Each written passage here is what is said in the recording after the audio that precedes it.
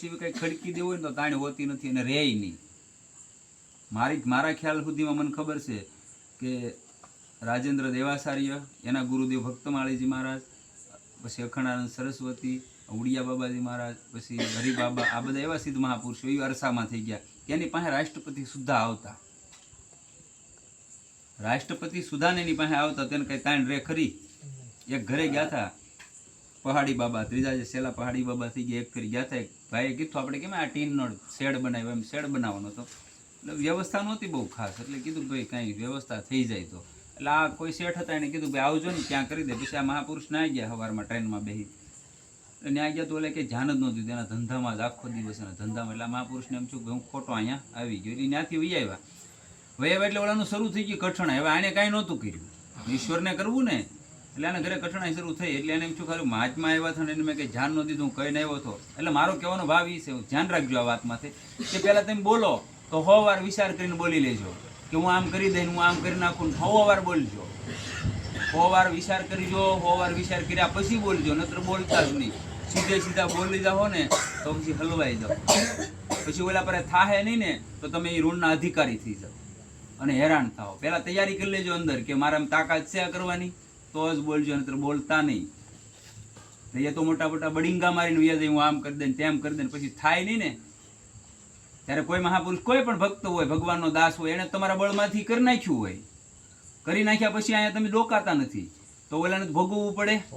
ભોગવવું પડે. તમે ઠામુકા દેખાતા બંધ થઈ જાય, ગાયબ થઈ જાવ સમાજમાંથી.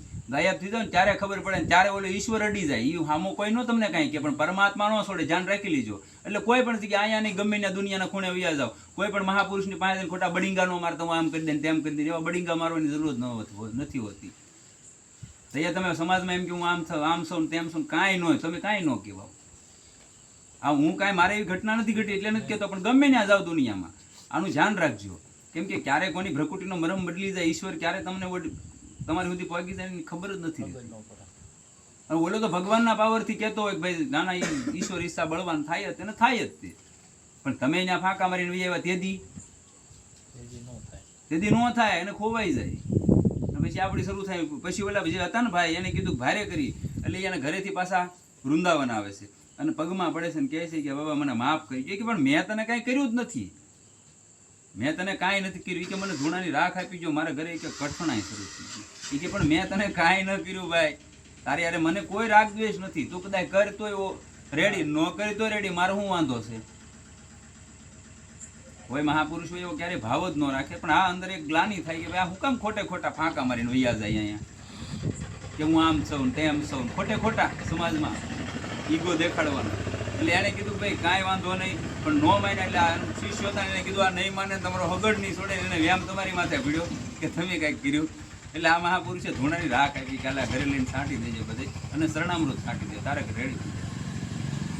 એટલે કોઈ પણ સંત છે, ભક્ત છે, એ ક્યારે કાંઈ વસ્તુ કરતો નથી. પણ જે પરમાત્મા છે ને એને આ સુધી પહોંચી જાય છે. તું કહીને હું આવ્યો હતો પહેલાં